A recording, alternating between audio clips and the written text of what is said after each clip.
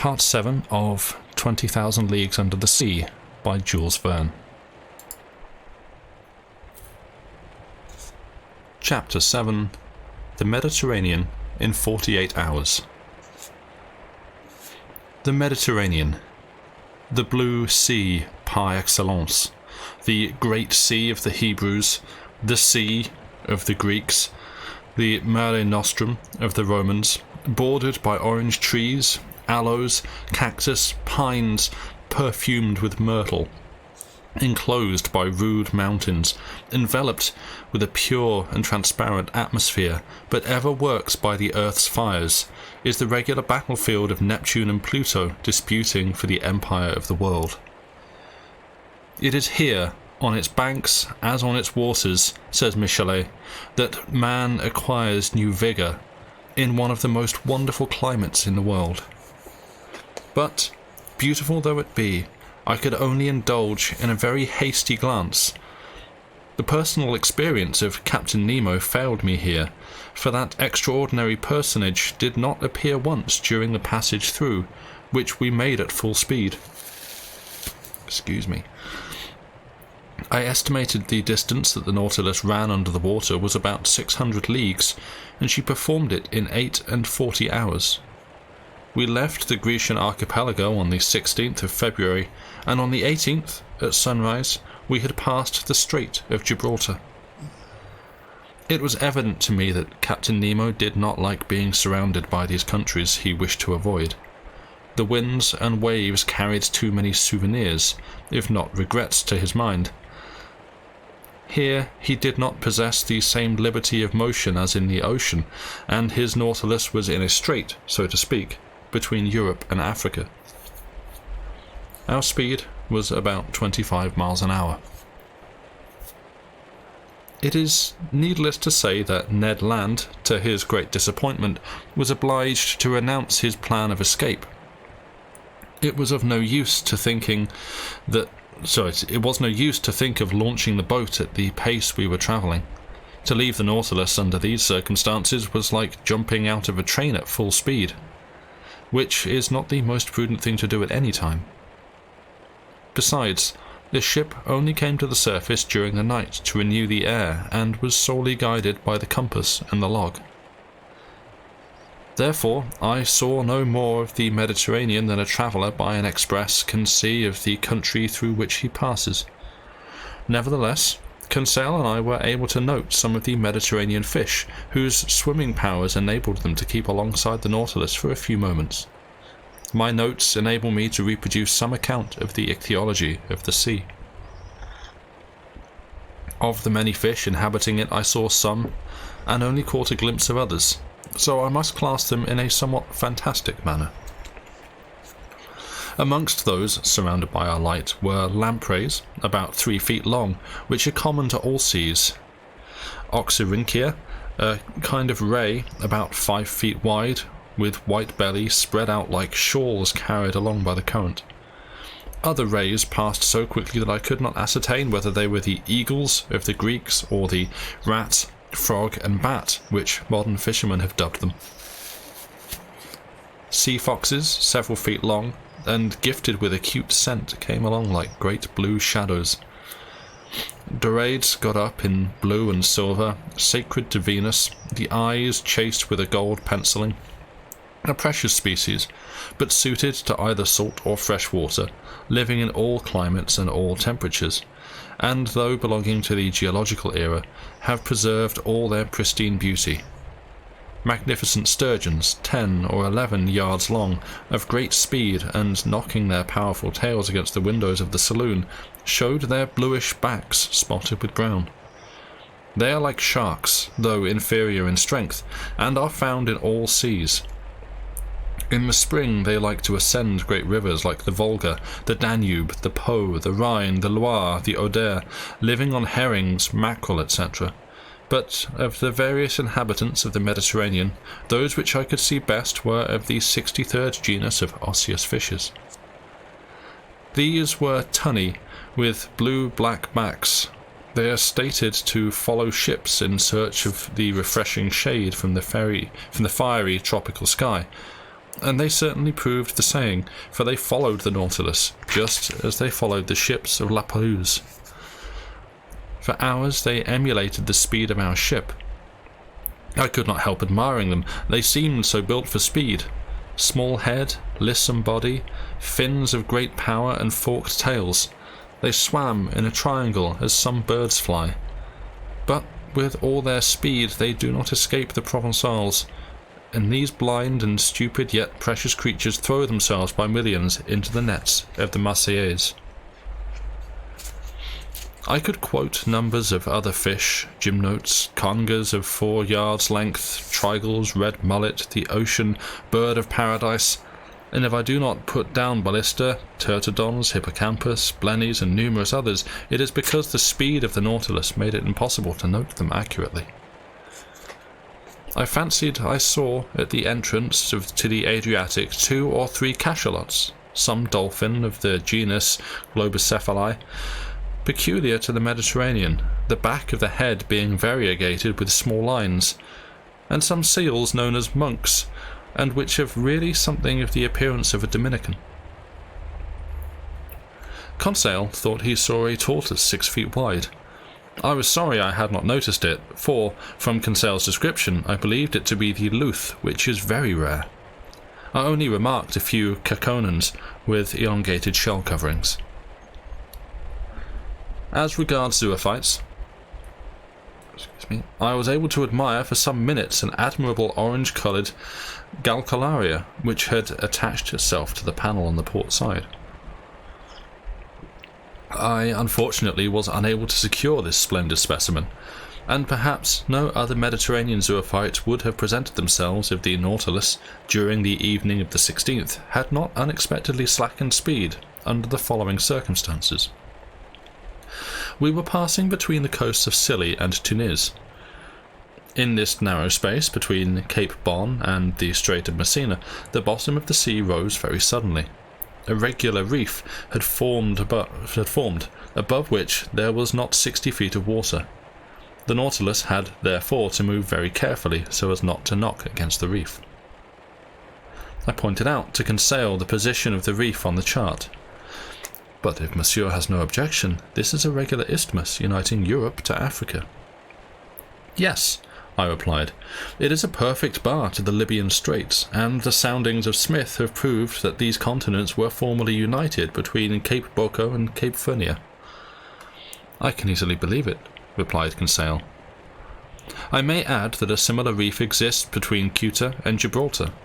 These bars, in the geological epoch, completely shut in the Mediterranean.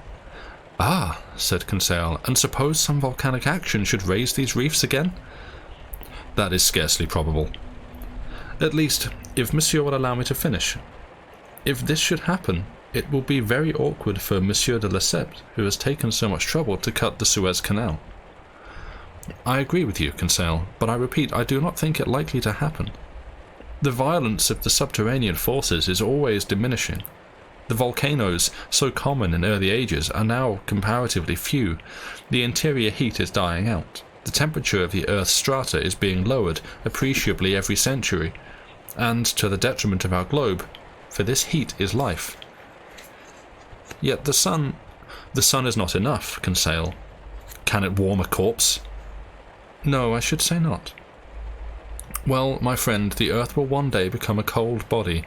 It will become uninhabitable and uninhabited, like the Moon, which has long ago lost its vital heat. In how many centuries? Asked Conseil. In some hundreds of thousands of years. Then, said Conseil, we have still time to complete our voyage, if Ned Land does not interrupt us. And 1 second, I just have to allow a cat out.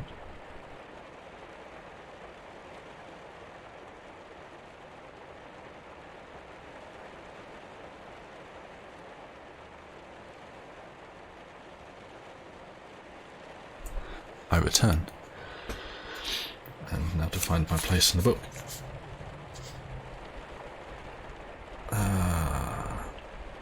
There we go. If Ned Land does not interrupt us. And Conseil, reassured, applied himself to the study of the high bank that the Nautilus was skirting at a moderated pace. There, beneath a rocky and volcanic soil, was outspread a living flora of sponges, holotines, cidipes, ornamented with ruddy foliage, which emitted a slight phosphorescence. Heroes, commonly known as sea cucumbers, and bathed in glittering light of a solar spectrum. Walking comatula, a large yard long, whose purple hue coloured the water. Conseil occupied himself chiefly in observing the mollusks and the articulates. Time failed him to complete the crustacea by the examination of the stomapodes, the amphipods, the homopods, trilobites, the brachiopods, the ostracods, and the entomostaces. Sure. And the Nautilus, having passed the high bank on the right of the African coast, redescended into deep water, and proceeded at her full speed. No more mollusks, no more articulates, no more zoophytes, only a few large fish passed us like great shadows.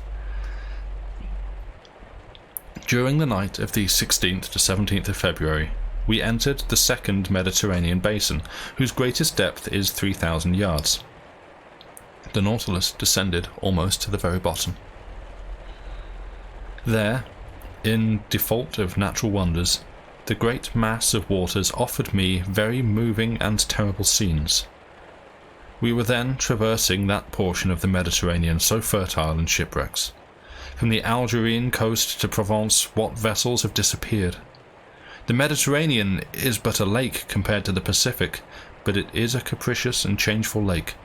Today, smiling and beautiful, tomorrow, raging, roaring and swept by furious winds, disabling the finest vessels and smashing them against its precipitous rocks.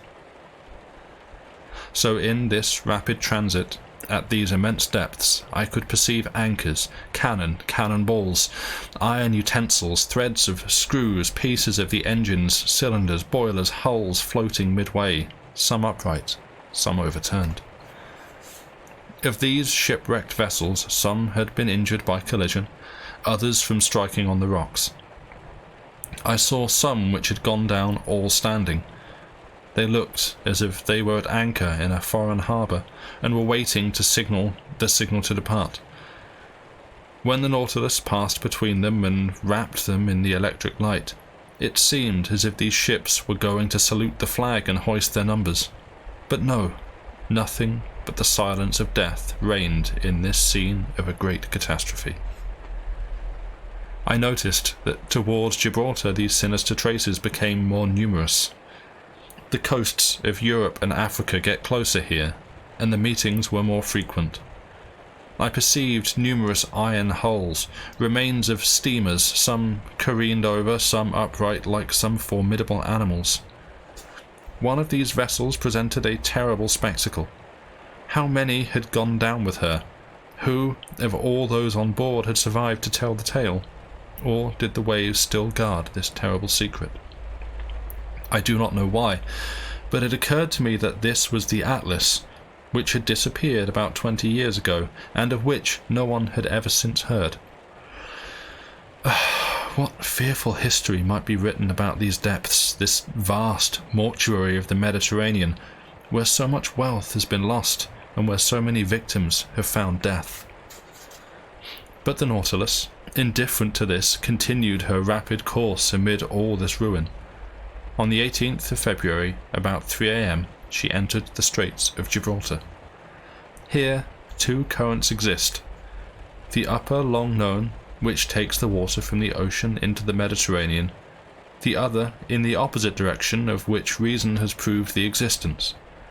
In fact, the bulk of the Mediterranean waters, incessantly increased by the Atlantic and by the rivers it receives, would rise each year to the level of the sea, for its evaporation is not sufficient to establish the equilibrium.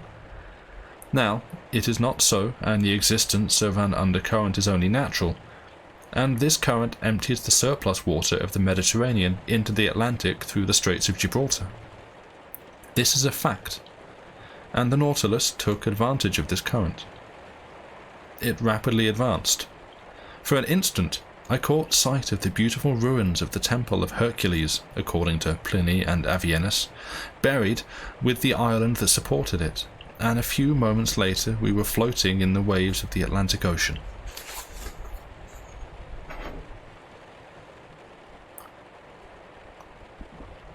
Important sip of tea. Chapter 8. Vigo Bay. The Atlantic! A vast expanse of water whose superficial area covers 25 million of square miles, is 9,000 miles long and has an average breadth of 2,700 miles. This enormous ocean was almost unknown to the ancients, unless the Carthaginians perhaps, who in their commercial progression followed the coasts of Europe and Africa. An ocean whose winding and parallel shores embrace an immense area, supplied by the largest rivers of the world, the St. Lawrence, the Mississippi, the Amazon, La Plata, Orinoco, Niger, Senegal, Elbe, Loire, Rhine, which bear their waters to it through the most civilized and also through the most barbarous countries. A magnificent sheet of water ploughed by vessels over which the flag of every nation waves, and which is bounded by those 2 points so terrible to sailors, the Cape Horn and the Cape of Storms. The Nautilus was cutting her way through these waters, having made 10,000 leagues in 3 months and a half, a distance greater than one of the Earth's great circles. Whither were we now bound, and what had the future in store for us? The Nautilus, having cleared the straits, kept well in the offing. We came to the surface, and our daily airings on the platform were resumed. I ascended at once, accompanied by Conseil and Ned Land. Cape St. Vincent appeared about 12 miles away. The wind was blowing stiffly from the south, the sea was very rough indeed, and the Nautilus rolled tremendously. It was almost impossible to stand upon the platform, which was swept by the waves almost every instant. We descended, therefore, after having taken in a few mouthfuls of fresh air. I retired to my room. Conseil went to his cabin also, but the Canadian, who appeared preoccupied, followed me. Our rapid passage through the Mediterranean had not permitted him to put his design into execution, and he did not conceal his disappointment. When he had closed the door, he sat down and contemplated me in silence. "Friend Ned," I said, "I understand you, but you have nothing to reproach yourself with. Under the circumstances in which the Nautilus was worked, it would have been utter folly to have attempted to leave it." Ned made no reply. His compressed lips and lowering brow showed how deeply the idea of escape possessed him. "But," said I, "we will not despair. We are coasting up by Portugal. France and England are not far off, where we may easily find refuge. If the Nautilus had gone southwards after clearing the straits, we should have been again carried away into mid-ocean, and I should have shared your uneasiness. But we know that Captain Nemo does not fear these frequented seas, and in a few days I believe we shall be in safety." Ned Land gazed at me still more intently, and at length opening his lips, said, "It is for this evening." I jumped up. I was, I confess, unprepared for such a communication. I could not reply. It was arranged to wait an opportunity. It is at hand. This evening we shall be only a few miles from the Spanish coast. The night will be dark. The wind is high. You promised, Monsieur Aronnax, and I depend upon you. As I still was silent, the Canadian rose and came towards me. "Tonight, at 9 o'clock, said he, "I have warned Conseil. At that time, Captain Nemo will be shut in his own room, and most likely asleep. Neither the engineers nor the crew will be able to see us. Conseil and I will gain the centre staircase. You, Monsieur Aronnax, can remain in the library close by till I give the signal. The oars, mast, and sail are in the launch. I have even succeeded in laying in some provisions, and I have got an English key to undo the bolts which fasten the boat to the Nautilus. You see, all is prepared. This evening, mind." "The sea is very rough," I said. "I know that," replied the Canadian, "but we must risk it. Our freedom is worth a little danger. But the boat is strong, and a few miles with a favourable wind is nothing after all. Who knows? By tomorrow we may be 100 leagues away. If only fate be propitious, by 10 or 11 tonight we shall have landed somewhere, or be dead. Therefore, until the evening, adieu." The Canadian retired, leaving me speechless. I had fancied that, the chance once gone, I should have had time to reflect or discuss the point. My obstinate companion would not allow this, but, after all, what could I have said? Ned Land was right, 100 times right. Here was a chance of an opportunity, and he was taking advantage of it. Could I retract my promise and assume responsibility to compromise my companions by my selfishness? Tomorrow, Captain Nemo might take us out to sea again, and 1 second again, Cat is coming back.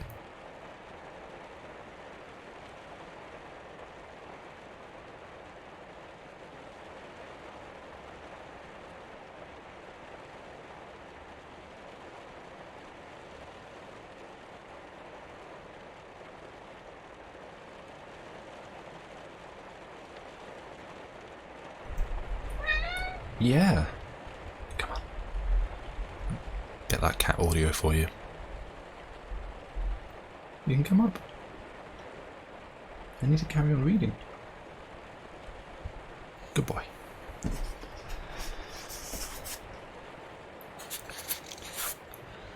Now where was I?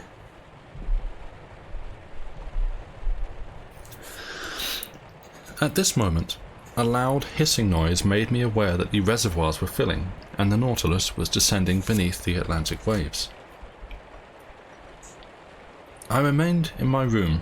I wished to avoid the captain, to hide from him the emotions that overcame me. I passed a very wearying day, and left my submarine studies, as I was balanced between the desire for liberty and my regret at quitting the Nautilus.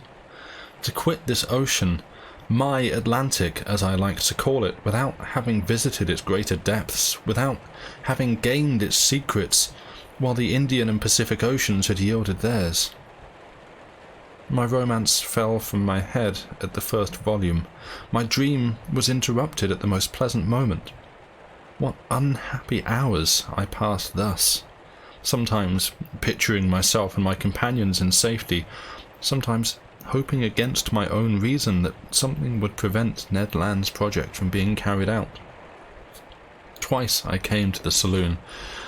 I wanted to look at the compass. I wished to see in what direction the Nautilus was going, whether bringing us nearer to or taking us farther from the coast. But there was no chance. We continued in Portuguese waters. I must therefore make up my mind to depart. My baggage was not excessive, only my notes. I wondered what Captain Nemo would think of our flight. What unhappiness, what evil might it not bring upon him? And how would he act in either event, on success or failure? I had certainly no cause to complain of his conduct. On the contrary, he was hospitality itself. But in leaving the ship I could not be taxed with ingratitude. I was bound by no oath. He depended on circumstances, and not upon any promise, to keep us with him. But this claim, which openly avowed his intention to keep us prisoner forever, quite justified our attempt to escape. I had not seen the captain since our visit to the island of Santorin. Would chance bring us together before we escaped? I desired, and yet feared, the meeting. I listened to hear if he were walking up and down in his room. I heard no sound. The room must be empty. Then I began to wonder whether he were on board. Since the evening that the boat had left the Nautilus on some mysterious service, my ideas had been slightly modified concerning him. I fancied, and I wish I could say so, that Captain Nemo still kept up some communication with the Earth. Would he never leave the Nautilus altogether? Weeks had passed without our meeting. What did he do in that time? And, while I believed him a prey to misanthropy, might he not be at a distance, carrying out some secret plans? All these and 1,000 similar ideas crowded my brain. Conjecture could be infinite under such circumstances. I was terribly uneasy. The day appeared interminable. The hours struck too slowly for my impatience. My dinner was served as usual in my room. I ate little. I left the table at 7 o'clock. 120 minutes more separated me from the moment I was to join Ned Land. My agitation increased. My pulse beat violently. I could not rest a moment. I moved about, in the hope to calm my mind by so doing. The idea of non-success was the least painful of my cares, but the thought of having our enterprise discovered before we quitted the ship, of being arraigned before Captain Nemo, irritated, or, what would be even worse, sad, at my abandonment of him, made my heart beat painfully. I wished to take a last look at the saloon. I gazed at all its riches and treasured specimens like one on the brink of exile, and who was never to see these things again. Those marvels of nature, the masterpieces of art, amongst which my life had moved on for so long. Was I about to abandon them forever? I wished to take a glance through the windows across the Atlantic waves, but the panels were closed, and an iron cloak separated me from the ocean, which I should no longer know. As I wandered round the saloon, I reached a door that opened into the captain's room. To my great surprise, it was ajar. I drew back involuntarily. If Captain Nemo were in his room, he would see me. However, not hearing any noise, I approached the room. It was empty. I pushed the door and entered. All was still and plain of aspect as ever. Just then, some engravings which I had not noticed in my previous visit attracted my attention. They were portraits of men renowned in history, whose existences have been devoted to some grand aim. Kosciuszko, the Pole; Botzaris, the Leonidas of modern Greece; O'Connell, the Irish patriot; Washington, the founder of the American Republic; Marin, the Italian patriot; Lincoln, who fell by the assassin's bullet; and finally, that martyr to the freedom of the black races, John Brown, depicted on the gibbet as drawn with such terrible truthfulness by Victor Hugo. What fellow feeling existed between these heroic souls in the mind of Captain Nemo? Could I now unravel the mystery of his existence? Was he a champion of an oppressed people, the liberator of a race of slaves? Had he taken part in the later political and social commotions of the century? Was he one of the heroes of that terrible, lamentable, yet glorious American War? The clock struck 8. The sound of the first stroke roused me from my dreaming. I trembled as if some invisible eye had read my most secret thoughts, and I hurriedly left the room. In the saloon, my eye fell upon the compass. We were still going north. The log indicated a moderate speed. The manometer gave a depth of about 60 feet. These circumstances were favourable for the Canadian's plan.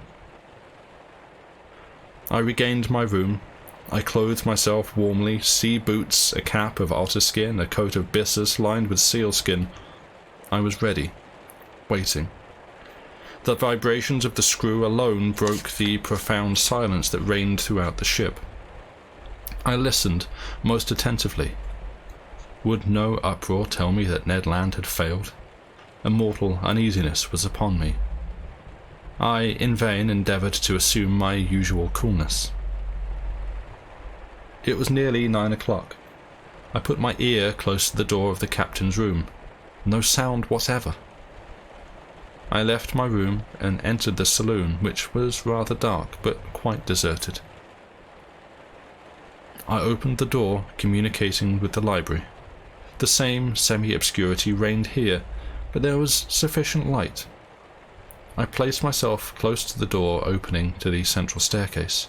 Here I awaited Ned Land's signal.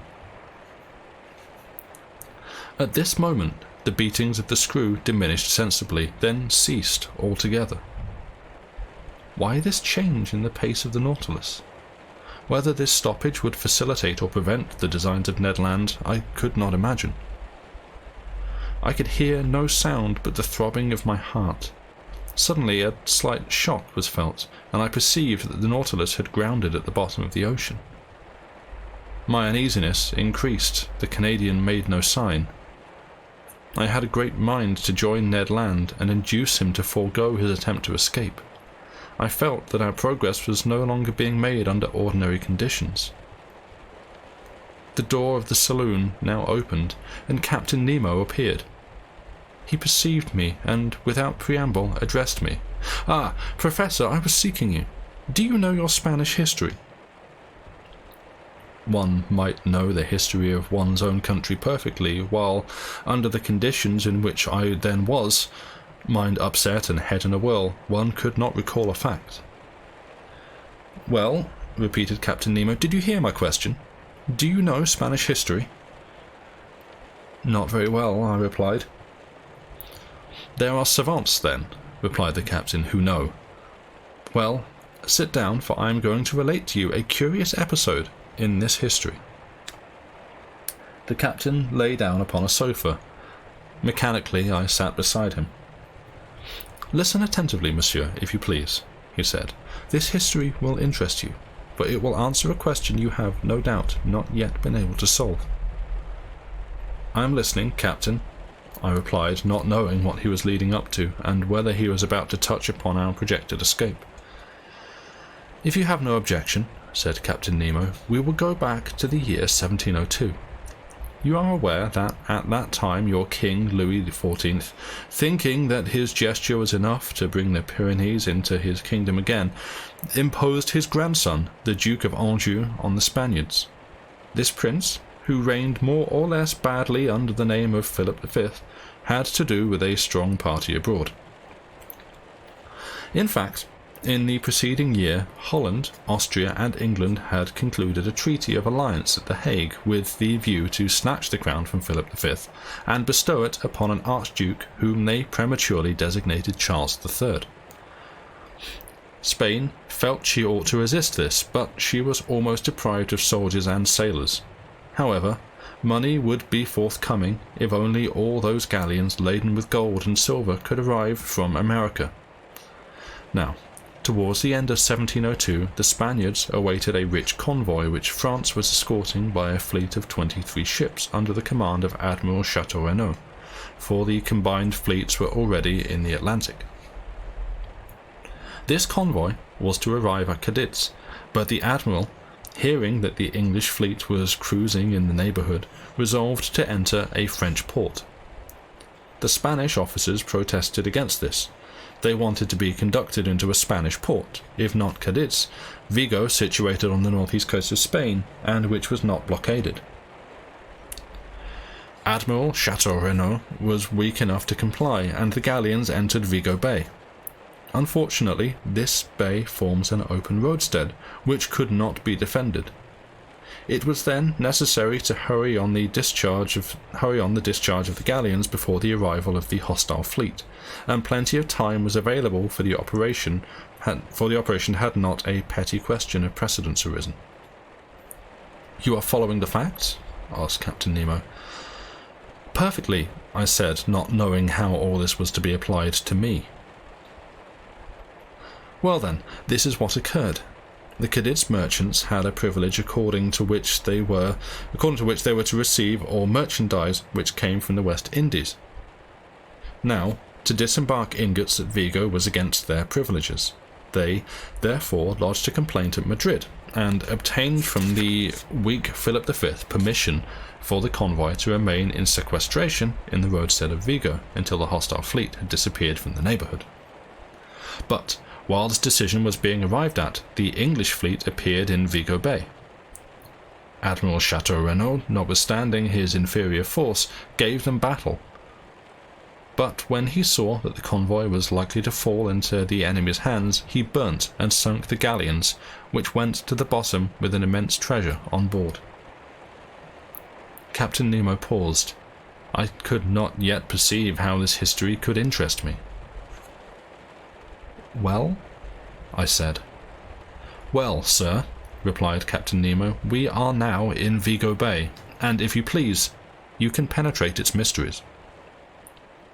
He rose and begged me to accompany him. I had had time to recover myself. I obeyed. The saloon was dark, but the sea scintillated before the windows. I looked out. All round the Nautilus, to a distance of perhaps half a mile, the sea appeared to be illuminated by electric light. The sandy bottom was clear and distinct. Some of our crew in their diving dresses were engaged in clearing rotten barrels and empty chests from the wrecks.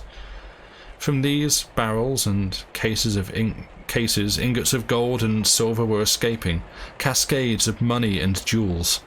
They were piled up on the sand. Then, laden with their booty, the men returned to the Nautilus and, depositing their loads, went back for another haul in this inexhaustible fishery of silver and gold. I understood it all. This was the scene of the battle of the 22nd of October, 1702. It was here that the galleons, laden for the Spanish government, had been sunk.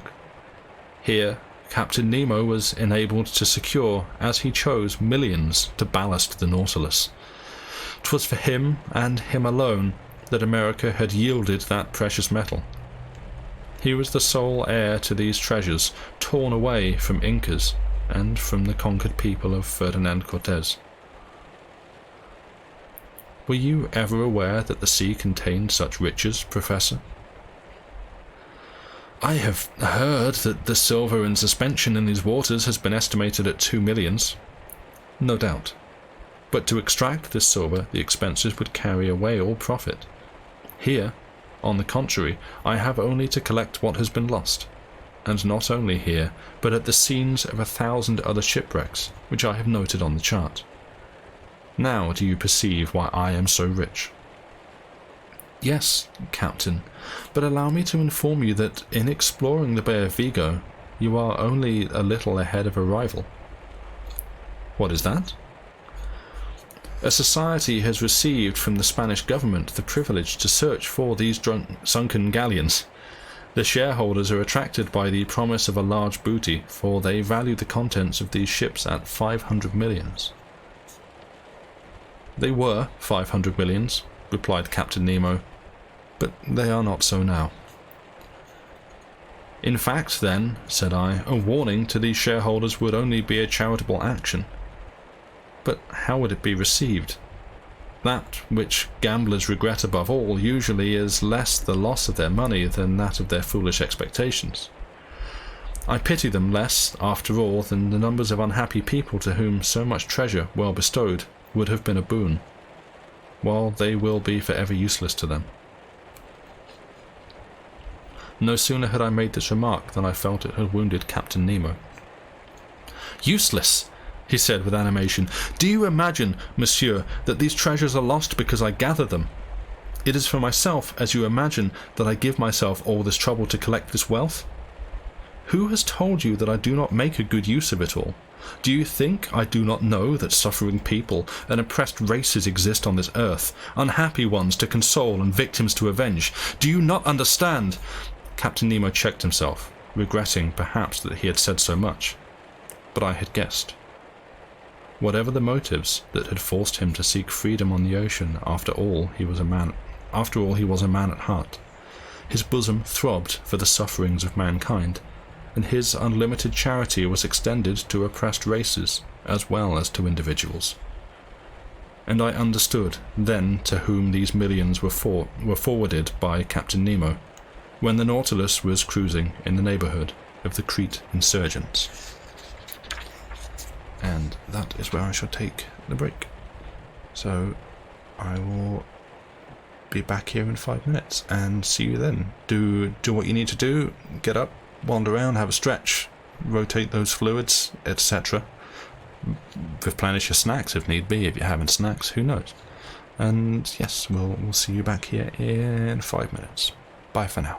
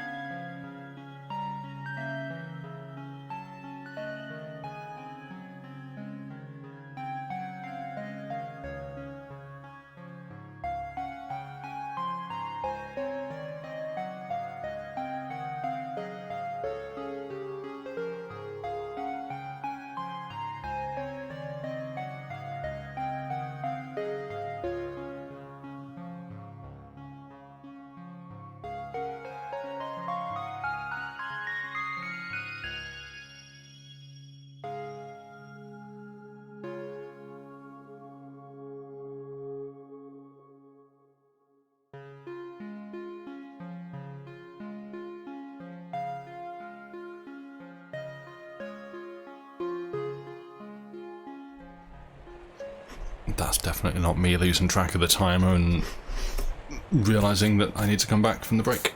Yeah, I trust that you have had yourself a good break. Done those necessary things. I'm just trying to find where I left the bookmark. I did leave it in the right place. Yes, I did. Yeah, welcome back.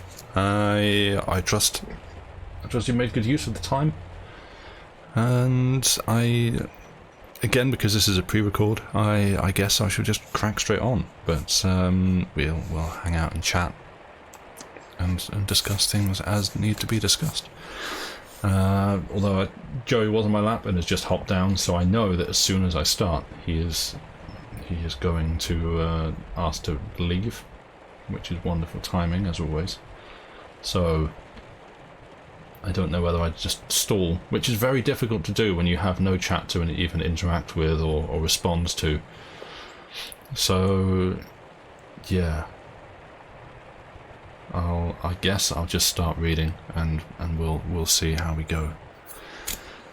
So, Chapter 9. A Submerged Continent. The next morning, 19th of February, Ned Land entered my room. I rather expected him.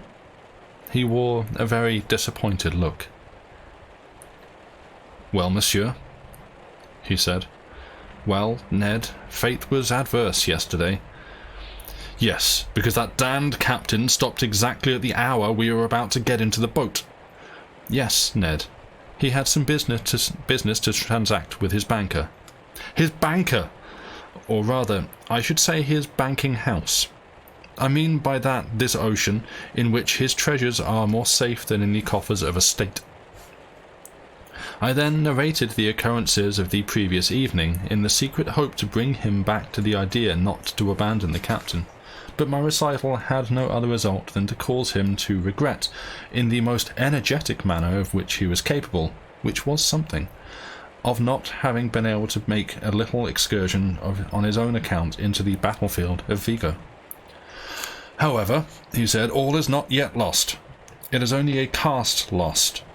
We will recoup ourselves another time, and this evening—" "How's the ship's head?" I asked. "I do not know," he replied. "Well, tomorrow at noon we shall see the observations." The Canadian returned to Conseil. So soon as I was dressed, I entered the saloon. The compass did not give us any hope. The course was south-southeast. We were turning our backs on Europe. I waited with some impatience till the bearings were taken. About 11:30 the reservoirs were emptied, and we mounted to the surface of the ocean. I hastened up to the platform. Ned Land had anticipated me. Land was no longer in view. Nothing was to be seen but the expanse of ocean. There were a few sails on the horizon seeking at Cape Saint Roch favourable winds to double the cape. The weather was overcast. A storm was brewing. Ned, in rage, attempted to pierce the misty horizon. He was in hopes still that behind all this cloud there might be some land for which he was so anxious. At midday the sun showed himself for an instant. The mate profited by this burst to take the elevation. Then the sea got up again. We descended accordingly, and the panels were closed.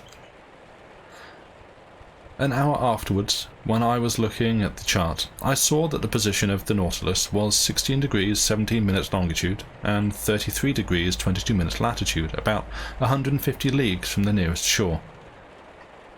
There was no chance even to think of escape, and I may fairly leave you to guess the feelings of Ned Land when he fully recognised the situation of things. I did not worry myself particularly. I felt in a manner relieved from a weight that had oppressed me, and I was able to return to my usual occupations with some degree of calmness. About 11 p.m. I received a very unexpected visit from Captain Nemo. He inquired very politely whether I felt fatigued by my exertions of the preceding evening. I replied in the negative. "Then, monsieur, I will suggest a very interesting excursion." "By all means, Captain," I said.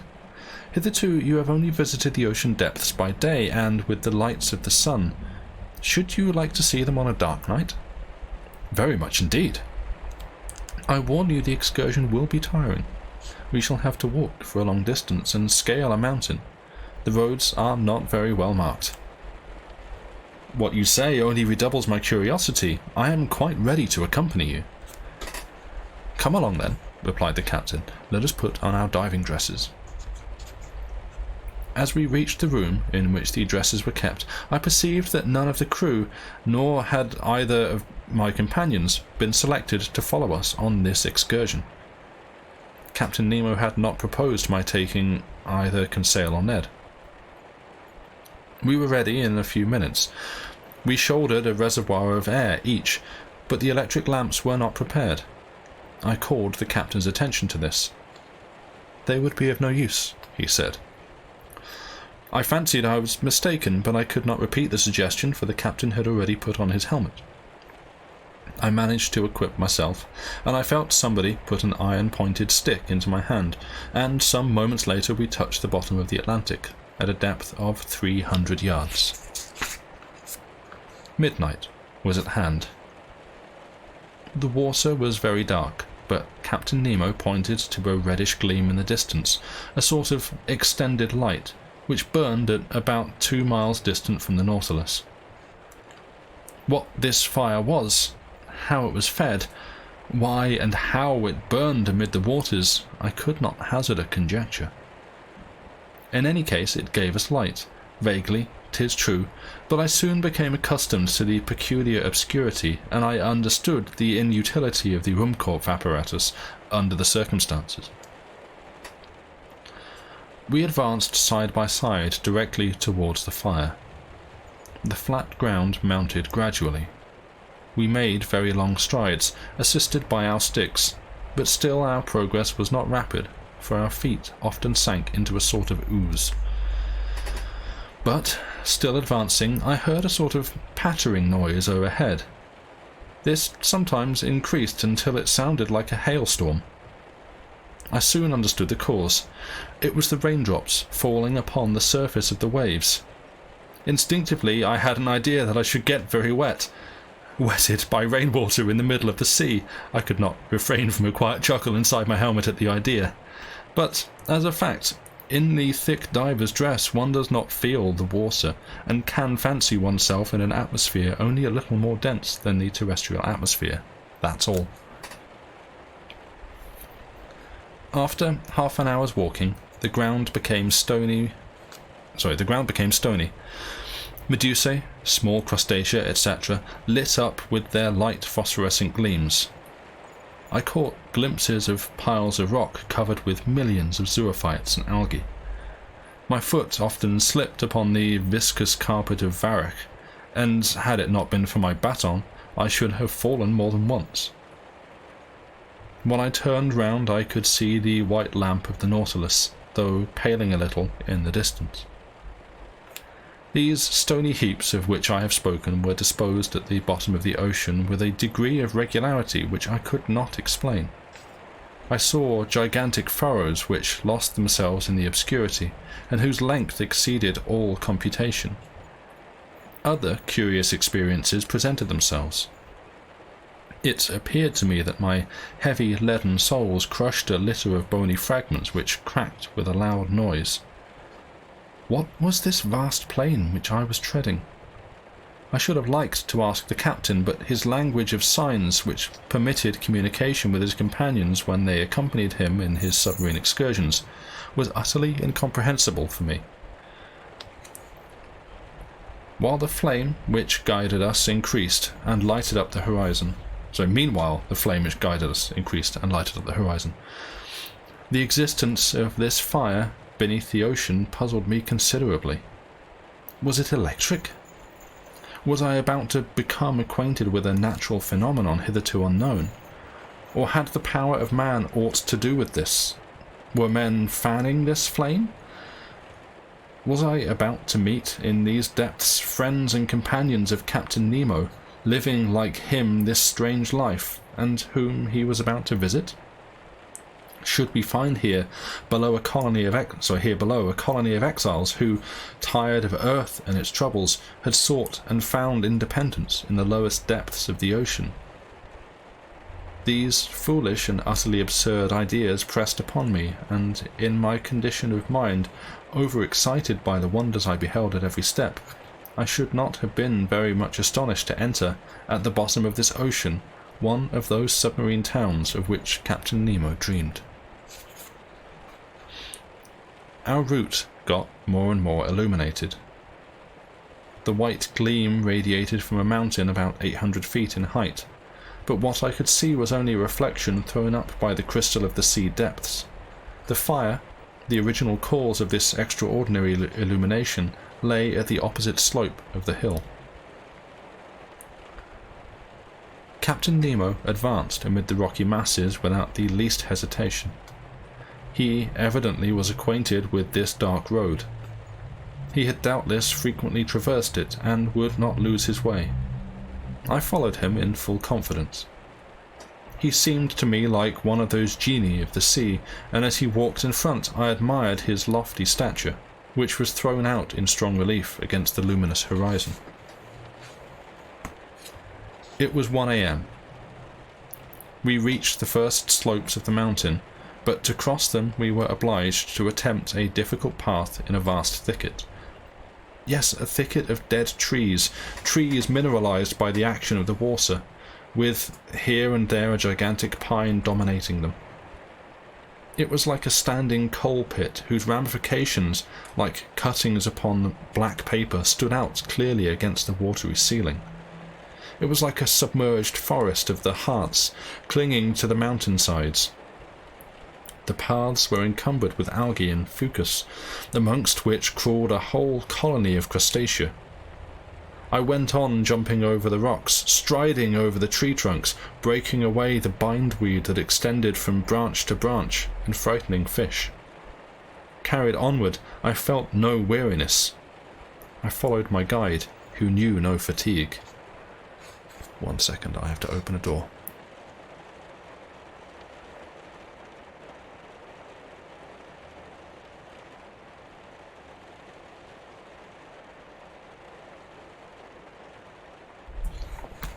That was a different cat leaving the room. And what a sight it was! How can I reproduce it?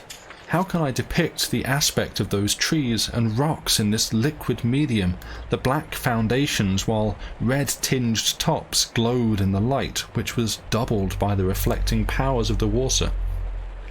We clambered up rocks which gave way as we passed and fell with the roar of an avalanche.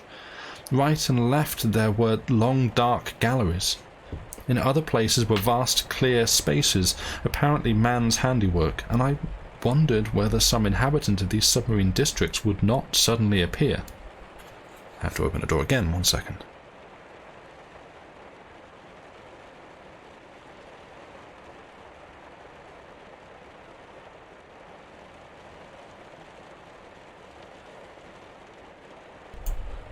For those keeping score, Joey is on the outside of the room, and I predict we'll be back before the end of the stream. Captain Nemo still kept ascending, and I could not stay. I followed him boldly. My baton was of great assistance. A false step would have been dangerous on those narrow places, but I walked carefully, and without feeling giddy. Sometimes I was obliged to jump a crevasse, the depth of which would have repelled me on land. Sometimes I ventured across the unsteady trunk of a tree, thrown over an abyss, and without looking to my feet, for my eyes were fully occupied in admiring the wild scenery.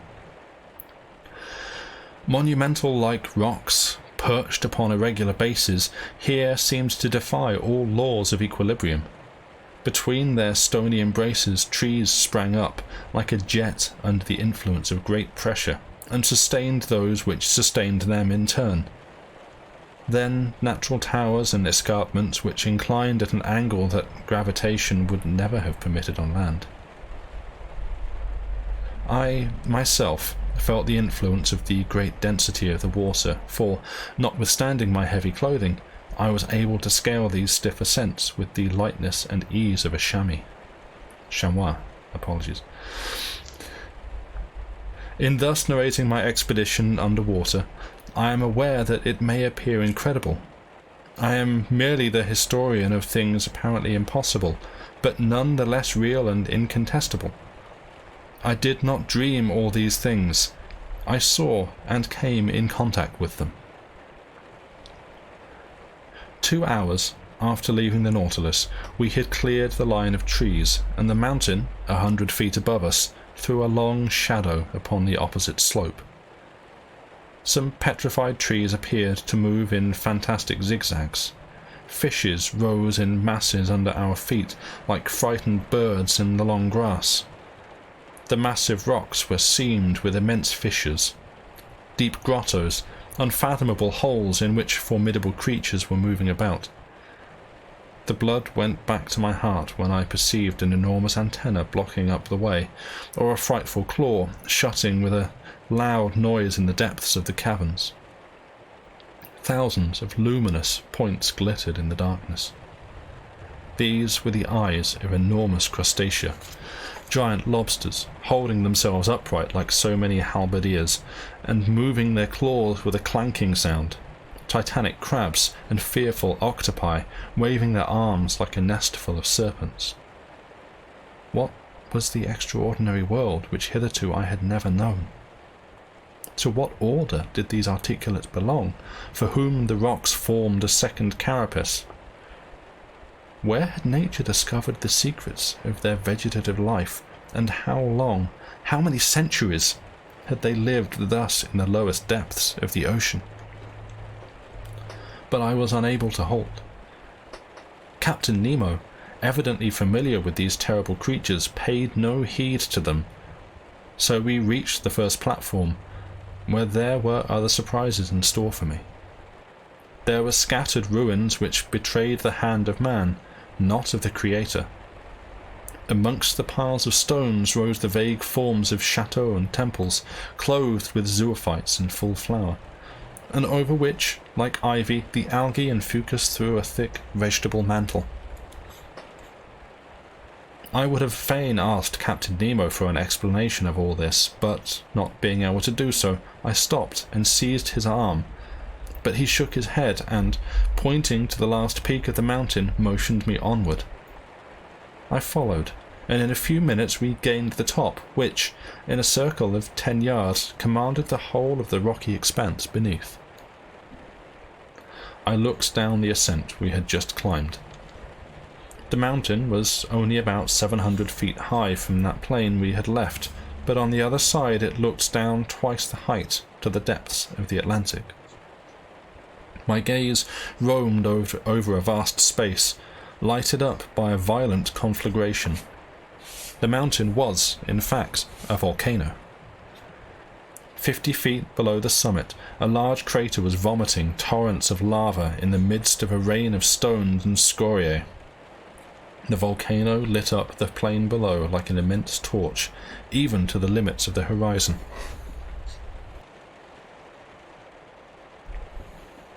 I have said that the volcano cast up lava but no flames.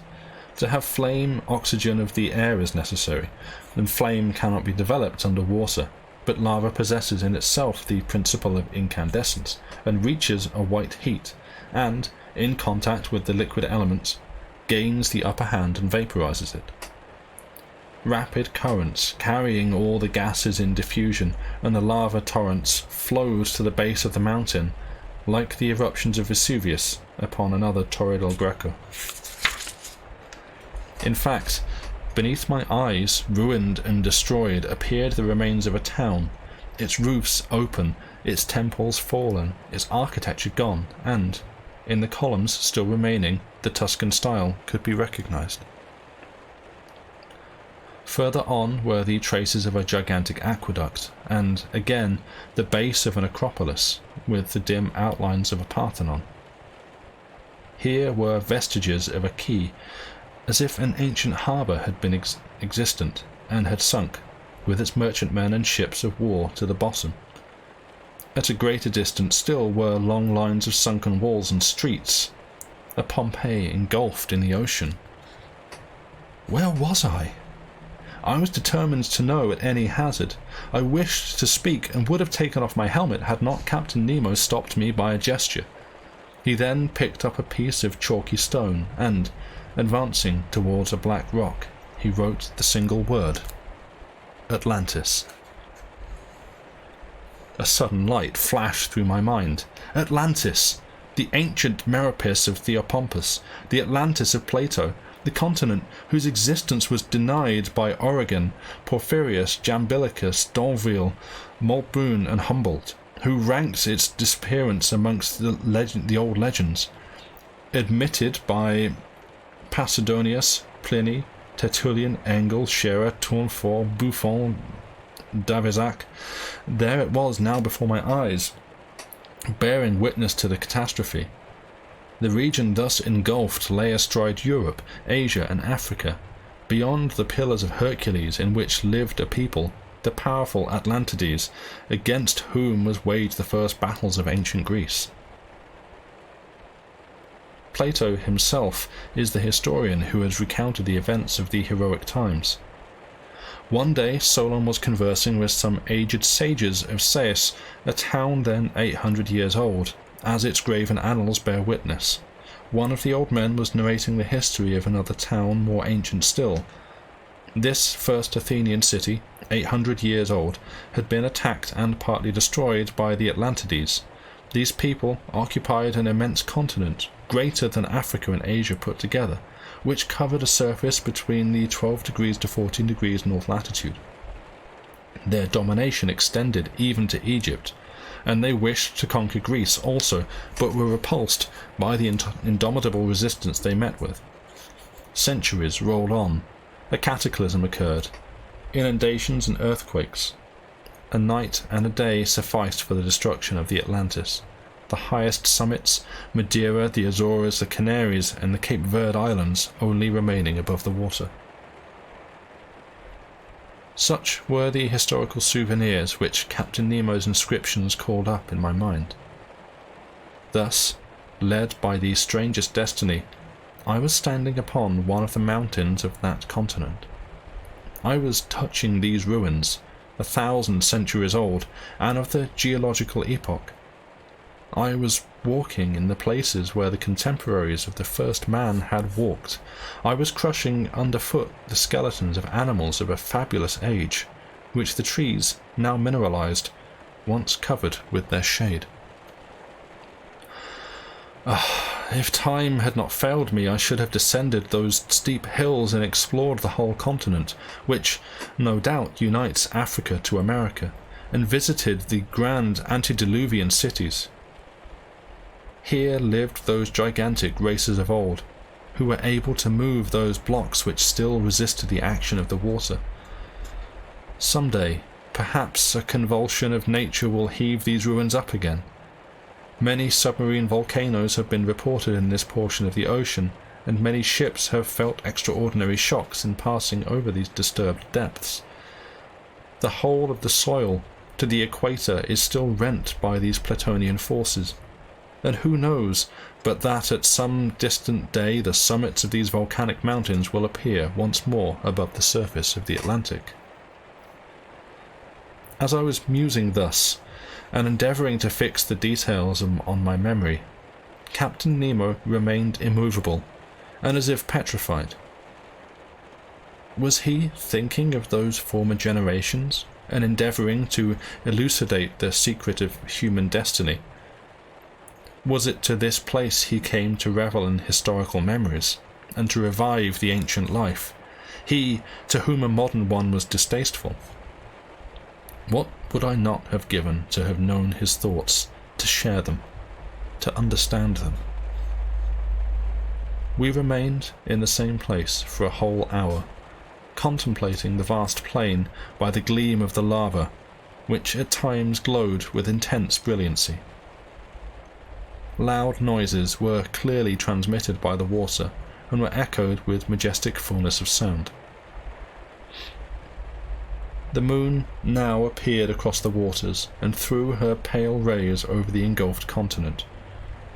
It was but a gleam, but it had a wonderful effect. The captain rose, threw a last look at the immense plain, and then signalled to me to return. We rapidly descended the mountain. The mineral forest once past, we could perceive the lantern of the Nautilus shining in the distance like a star. The captain made directly for it, and we got on board just as the first rays of dawn were brightening the surface of the ocean.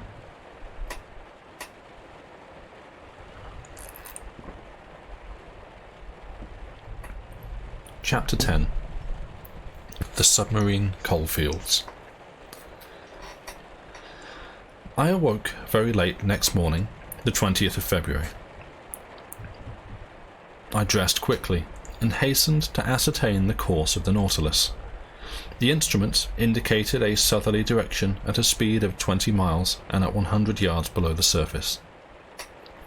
Conseil entered.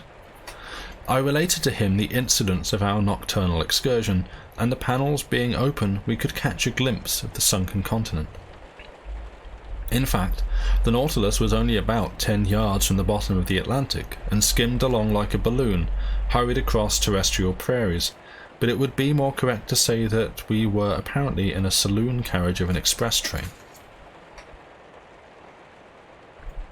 The first objects that we passed were fantastically splintered rock forests which had been changed from the vegetable to the animal kingdom, and whose immovable outline was shadowed beneath the waves.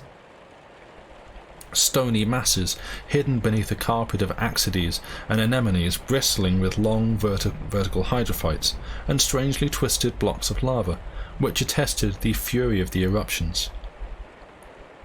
While these strange things were clearly observable under our electric light, I made Conseil acquainted with the history of the Atlantides, which, from a purely imaginative point of view, inspired Bailey with material for many charming pages. But Conseil appeared somewhat indifferent to my wish to discuss those questions respecting ancient Atlantis, and his indifference was soon explained. So many fish passed before him, and when fish were in the way, Conseil plunged into the depths of classification and went out of the world altogether. In his case, I could only yield and study with him. The fish in the Atlantic, as a rule, do not differ much from those we have already noticed. There were gigantic rays, various kinds of sharks, a glaucus about 15 feet long with sharp triangular teeth, brown sago, humanterous sturgeons, trumpet syngothes about 1.5 feet long, without teeth or tongue, which swam like beautiful and lissom serpents. Amongst the bony fishes, Conseil noted the black machiras 9 feet long, and armed with a long, sharp sword in the upper jaw. Other coloured animals known in the days of Aristotle as the sea dragon, whose spikes and sharp dorsal fin make it dangerous to grasp with the bare hands, coryphines whose brown backs were prettily striped with blue and surrounded by a golden edging, beautiful dorades also, and troops of enormous swordfish, fierce animals, some of them more than 24 feet in length. They are more herbivorous than carnivorous, and the males obey the slightest gesture of the female fish, as well-trained husbands should do. But all this time I did not fail to examine the long plains of Atlantis. Sometimes the nature of the bosom obliged the Nautilus to slacken speed, and it glided with the dexterity of a cetacean amongst the scattered hillocks. If the labyrinth appeared inextricable, the vessel rose like a balloon, and the obstacle overcame, it resumed its course at the lower level. An admirable and charming way of sailing which recalled a balloon voyage, with the difference that the Nautilus always obeyed the hand of the steersman. About 4 p.m. the appearance of the soil, hitherto composed of thick mud and petrified wood, began to change. It was more stony now, and sprinkled with conglomerate and basaltic lumps, with lava and sulphurous obsidian. I fancied that a mountainous region would soon succeed the plains, and at a movement of the Nautilus I perceived the southern horizon was barred by a high wall which appeared to block all further progress. The summit of this was evidently above the sea level. It must be a continent or an island, perhaps one of the Canaries or Cape Verde Islands. The observations not having yet been taken, perhaps designedly omitted, I was ignorant of our position. At any rate, this wall appeared to me to mark the limit of Atlantis, only a very small portion of which we had traversed after all. Night put an end to my observations. I was left alone. Conseil had retired to his cabin. The Nautilus slackened speed. Sometimes it passed over high ground, sometimes it almost touched the bottom, and at times it rose capriciously to the surface of the ocean. I could have remained much longer at the window, but the panels were closed. And there is my prediction of cat.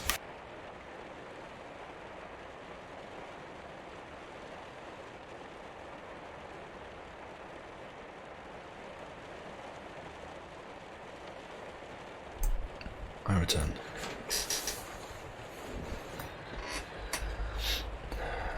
Where was I? I could have remained much longer at the window, but the panels were closed. The Nautilus had now reached the high wall. What would be done now? I regained my room. The Nautilus did not move. I went to sleep with the determination to wake after an hour or two. This is a different door. 1 second.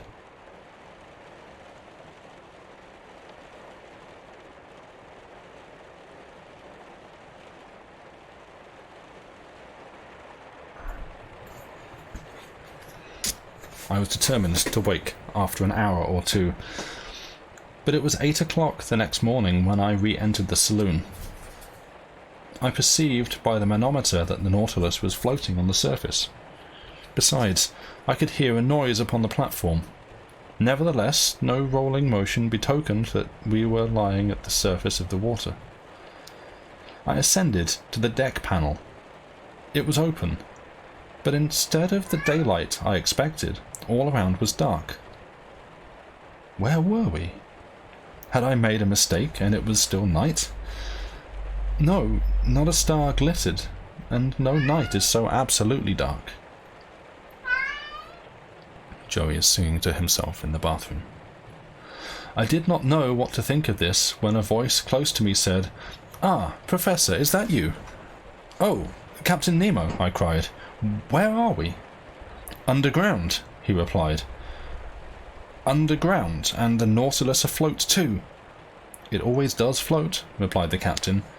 "I do not understand," I said. "Wait a minute or two, and you will. Our lantern will soon be lighted, and if you like light, you will then be satisfied." I accordingly waited. The darkness was so thick that I could not even see Captain Nemo. Nevertheless, just exactly overhead, I fancied I could detect a glimmer of twilight coming through a circular hole. At this moment, the lamp was lighted, and its strong light quite extinguished the gleam overhead. I looked round me so soon as I could accustom my eyes to the sudden change from the darkness. The Nautilus did not move. It was floating alongside a mountain like an enormous key. The water in which it floated formed a lake, enclosed within a circle of rocky walls about 2 miles in diameter. The level indicated by the manometer was only that of the exterior sea level, for a communication, of course, existed between the lake and the ocean. The high rocks leant over and united in a vaulted roof about 500 or 600 yards above us. At the top was a circular hole through which we had caught that glimpse of daylight. "Where are we?" I asked. "In the heart of an extinct volcano," replied the captain. "A volcano to which the sea was admitted by some great natural convulsion. While you were asleep, the Nautilus entered this lagoon by a canal which opens about 10 yards below the surface of the ocean. This is our harbour of refuge, sure, safe, commodious, and mysterious, perfectly sheltered. Can you find me any harbour in the world so completely out of the reach of all storms?" "You are certainly in perfect safety here, Captain. Who could reach you in the centre of a volcano? But is there not an opening at the top? Yes, the crater which now gives passage to the air we breathe. But what is this volcano? It belongs to one of the numerous islands scattered in this sea. A rock for all vessels, save mine. A rock for all vessels, save mine. For us, an enormous cavern. I discovered it by chance, but in that fate befriended me. But can no one descend through the crater? I asked. No more than I can ascend it. For 100 feet up, the interior base of the mountain is practicable, but above the cliffs are perpendicular, and they cannot be scaled. I see, Captain, that nature helps you everywhere, and in everything. You are in perfect safety here, and no one can intrude in these waters. But what is the good of it, after all? The Nautilus does not require a harbour. No, but it requires electricity to move it, and the elements to make the electricity. Sodium to supply those elements, carbon to make the sodium, and coal to extract the carbon. In this very spot the sea covers entire forests which were embedded during the geological period, now mineralized and become coal, an inexhaustible mine for me. Your crew become miners here then, Captain? Certainly. These mines extend beneath the waves like the Newcastle collieries. Here, in their divers' dresses with pick and shovel, my men dig the coal out, which I do not ask from terrestrial mines. When I burn it to make sodium, the smoke escapes by the crater, which makes the mountain appear as an active volcano. Shall we not see your companions at work? I asked. Well, not this time, for I am in a hurry to continue our voyage, so I will only draw the sodium from my reserves. We only allow a day to put it on board, so if you wish to see the cavern and make a tour of the lagoon, you had better take advantage of that day, Monsieur Aronnax. I thanked the captain and sought my companions, who had not yet left their cabin. I invited them to accompany me, but did not tell them where we were. They ascended to the platform. Conseil, who was never astonished at anything, looked upon it as quite a natural thing to wake up in the centre of a mountain, having gone to sleep while under water. But Ned Land thought of nothing but of finding an exit. After breakfast, about 6 o'clock, we landed. "Well, here we are on land again," said Conseil. "I don't call this land," replied Ned, "and besides, we are not on land, we are underneath it." Between the mountainside and the lake ran a sandy ridge about 500 feet wide at its greatest breadth. We could easily walk around the lake upon this shore. At the base of the rocks was a rough soil, upon which, in picturesque confusion, lay volcanic blocks and enormous pumice boulders. All these masses, polished as they were by the action of fire, shone under the gleam of our electric lamps. The micaceous dust flew around like sparks. The ground ascended as we left the margin, and we soon arrived at long inclined plains or slopes, but we were obliged to step carefully amongst those loose conglomerates, upon which the feet often slipped. The truly volcanic nature of the place was everywhere observable, and I pointed it out to Ned and Conseil. "Can you imagine," I asked, "what this crater must have been when choked with boiling lava, and when the level of the boiling liquid rose to the aperture of the mountain?" "I can imagine quite well," replied Conseil, "but will Monsieur tell me why the great founder has suspended this operation, and how it is that the furnace is filled by the tranquil waters of a lake?"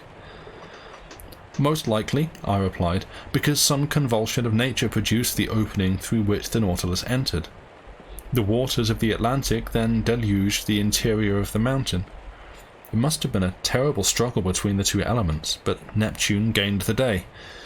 Many ages have elapsed since then, and the submerged volcano is now a peaceful grotto." "All right, sir," said Ned, "I will accept the explanation, but I should have preferred for our sakes that the opening of which you speak had been above the sea level." "But, friend Ned," replied Conseil, "if the passage were not submarine, the Nautilus would not have been able to enter it.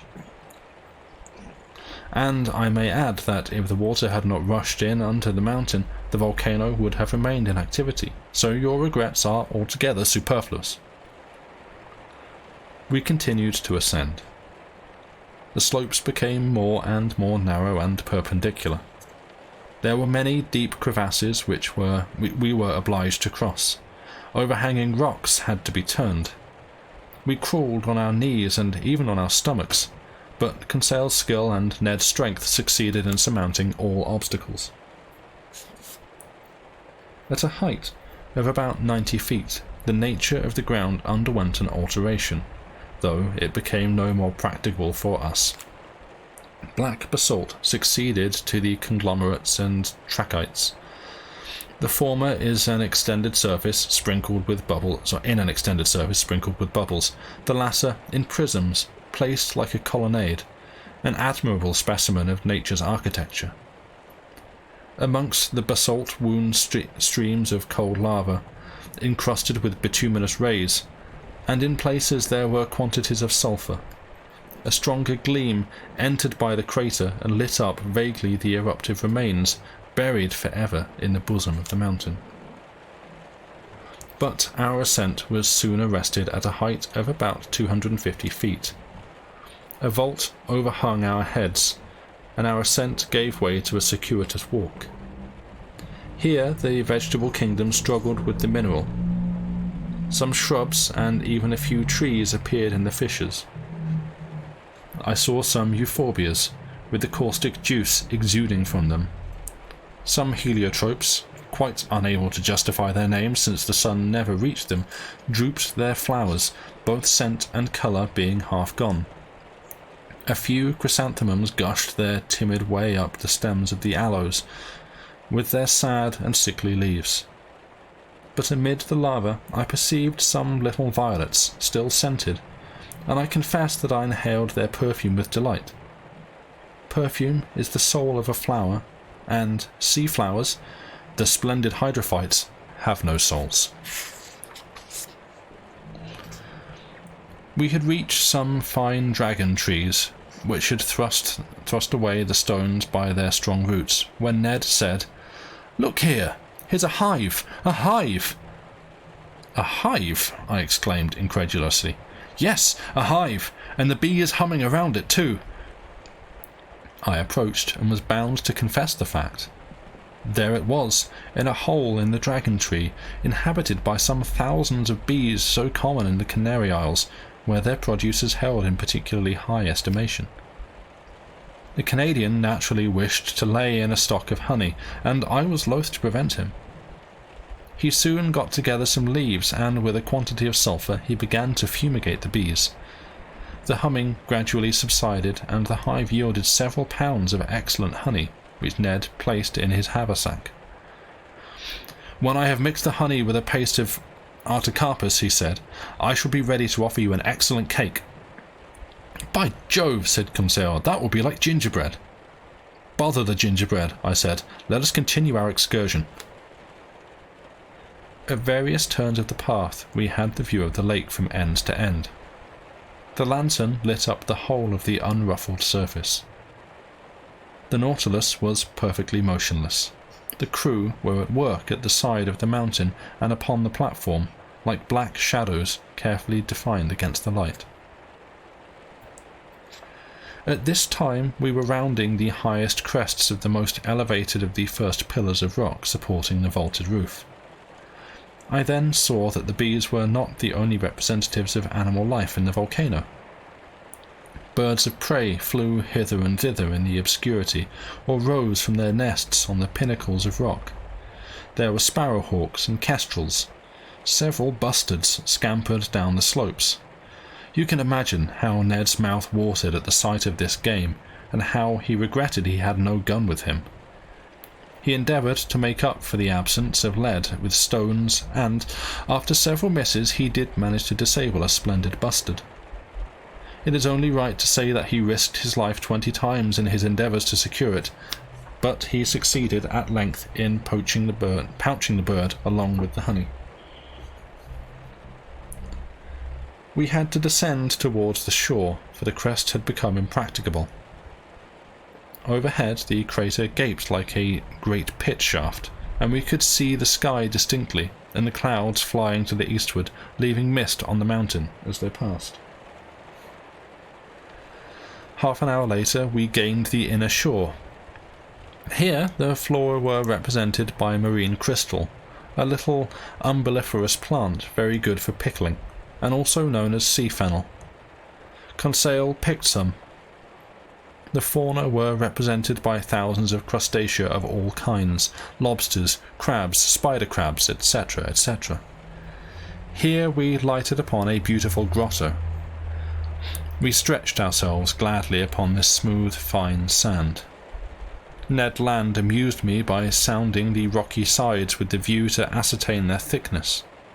The conversation turned upon the everlasting project of escape, and I believed I was justified, without stating so absolutely, to give Ned hope by telling him that Captain Nemo had only come down south to renew his supply of sodium. I hoped that now he would return to the European and American coasts and give the Canadian the opportunity to put his scheme into execution with success. We stayed in the grotto for more than an hour, but as the conversation languished, sleep stole over us. We slept, and I dreamt that I was a mollusk, and that the grotto formed the two valves of my shell. Suddenly I was awakened by Conseil. "Get up! Get up!" he cried. "What is the matter?" I said, sitting up. "The water is rising." I jumped up. The sea was rushing into the grotto like a sluice, and as we were not really mollusks, it was advisable to save ourselves. In a few moments we were safe at the summit of the grotto. "What is the cause of that? Some new phenomenon?" asked Conseil. "Oh, no," I replied. "It is only the tide that has surprised us, like Walter Scott's hero. The ocean has risen, and, of course, this lake must rise to the same level. We have escaped with a little wetting only. Let us go on. We can change on board." 3/4 of an hour later we had finished our circular tour and got back to the Nautilus. The crew had finished embarking the sodium, and the Nautilus could start at once. However, the captain gave no order to that effect. Perhaps he wished to wait till nightfall and pass secretly through the secret canal. Whatever his reason was, the next day the Nautilus was clear of her harbour, and, far from land, was skimming along some yards beneath the surface of the Atlantic.